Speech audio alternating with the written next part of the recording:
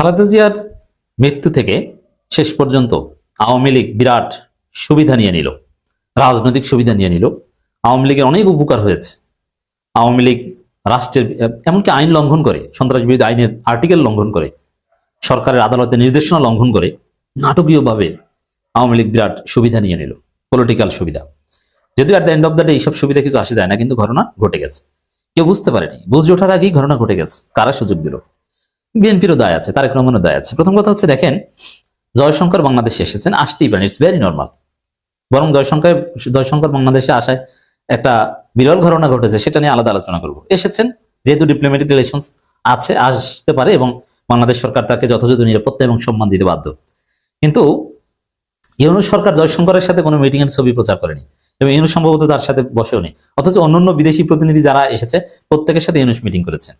এখন আমি কথা বলার পর জয়শঙ্করের সাথে আলাদা করে মিটিং হয়েছে কিনা আমি জানি না, তো আমি বলা পর্যন্ত পাইনি। অথচ একটু স্মরণ করিয়ে দিই, আওয়ামী লীগের লোকজন, এমনকি অপু উকিল নামের এক আওয়ামী লীগের নেতা ছিলেন, নেত্রী ছিলেন, আপনি জানেন, সে অপু উকিল খালেদা জিয়াকে স্পেশাল অ্যাসাইনমেন্ট নিয়ে গালাগালি করতেন। তো অপু উকিল একদম নিকৃষ্ট পর্যায়ের কুরুচিপূর্ণ বক্তব্য প্রথম আলো হুবহু কোনো এডিট ছাড়া ছাপিয়েছে, যেটা সভ্য দেশের কোনো পত্রিকার এডিটোরিয়াল পলিসি সাপোর্ট করে না। কিন্তু প্রথম আলো সেটা ছাপিয়েছিল, অপু উকিলের বক্তব্য। সে বক্তব্য আমার কাছে এখন আছে, আমি সেদিকে যাচ্ছি না। কিন্তু তারেক রহমান শোক বই গ্রহণ করেছেন জয়শঙ্কর থেকে, এটাও নর্মাল। কিন্তু সেটা বিএনপি প্রচার না করলেই পারত।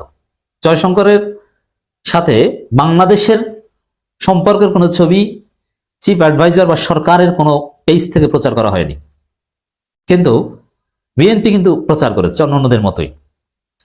আর জয়শঙ্কর বাংলাদেশে এসে শুধু কি খালেদা জিয়াকে শোক জানাতে এসেছে? না, আওয়ামী লীগের পক্ষে ওকলাতি করে গেছে।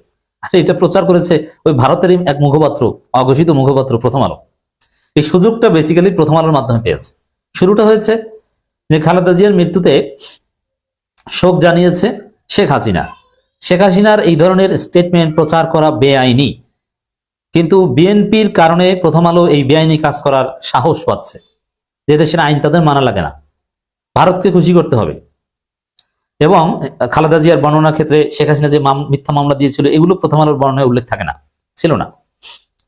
কিন্তু দেখেন, জানাজার সময় বিএনপি স্থায়ী কমিটির সদস্য নজরুল ইসলাম খান তিনি যে বক্তব্য দিয়েছেন, সেখানে নজরুল ইসলাম খান স্পষ্ট বলেছেন যে খালেদা জিয়ার মৃত্যুর জন্য ফেসিবাদী বা ফেসিস্ট হাসিনা দায়ী।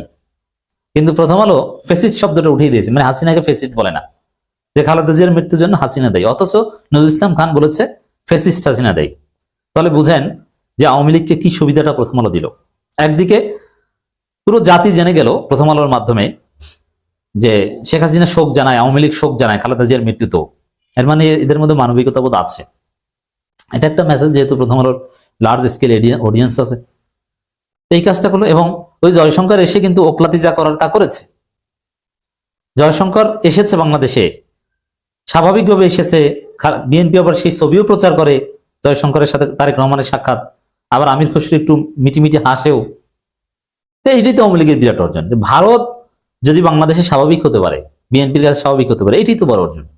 এবং এই প্রথম আলোর এই শোক প্রচার আওয়ামী লীগের নানান কিছুর মধ্য দিয়ে আওয়ামী লীগের অনেক লোক জানাজা এসেছে, একজনে ধোলাই হয়েছেন, জয় বাংলা স্লোগান দেয়। এই যে সুযোগটা আওয়ামী লীগ পেল, এটা কিন্তু সুযোগটা করে দিয়েছে বেসিক্যালি এই ভারতের দালাল প্রথম আলো পত্রিকা। তারাই সর্বপ্রথম এটা করেছে, এবং হাসিনাকে ফেসিস্ট বলে না।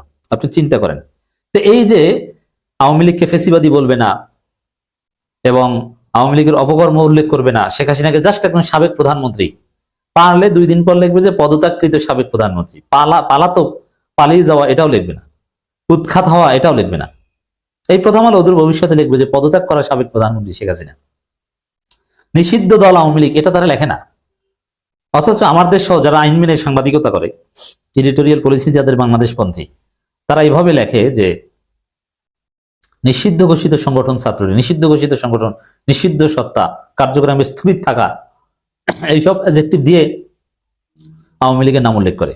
কিন্তু প্রথম আলো এগুলো উল্লেখ করতে চায় না সহজে, বাধ্য হয়ে 2-1 জায়গা করে। আর অদৃশ্য নরমালাইজেশন, সেটা হচ্ছে জয়শঙ্করের ভিজিট।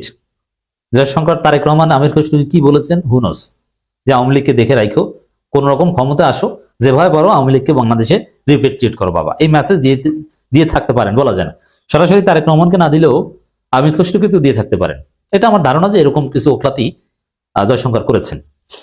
আবার এর আগের যখন জয়শঙ্কর এসেছিলেন তখন সেনা প্রধানের সাথে গোপন বৈঠকের খবর কিন্তু আমরা পেয়েছিলাম, এবং ইট ওয়াজ ট্রু। অতএব বাংলাদেশে ভারত এখনো খেলে। ইউনুস সরকারকে কোনোভাবে ভারত ম্যানেজ করতে পারে না। বিদেশে চিকিৎসার সুযোগ না দেওয়ার কারণে খালেদা জিয়ার অসুস্থতা বৃদ্ধি পায়, অবশেষে তাকে মৃত্যুর কাছে হার মানতে হলো। এটাই হচ্ছে সত্য কথা।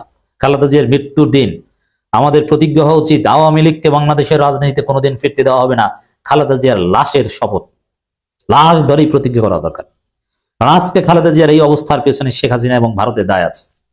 আর ভারত সহযোগিতা না করলে শেখ হাসিনা এইভাবে বারবার অনির্বাচিত হয়েও নির্বাচন ছাড়া টিকে থাকতে পারতো না।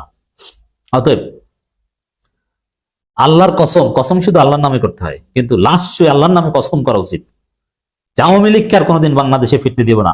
গণতন্ত্রের মা বেগম খালেদা জিয়াকে যারা এই অবস্থা করেছে, সুচিকিৎসা নিতে বাধা দিয়েছে, চিকিৎসা থেকে বঞ্চিত করে মৃত্যুর দিকে ঠেলে দিয়েছে, তাদের কোন অস্তিত্ব বাংলার মাটিতে আর কোনোদিন হবে না। হওয়া উচিত ছিল এটা। অথচ জয়শঙ্কর এসে আওয়ামী লীগের রাস্তা ক্লিয়ার করে দিয়ে গেছেন, অ্যাটলিস্ট বিএনপির কাছে, যদিও জনগণ এটা মানবে না।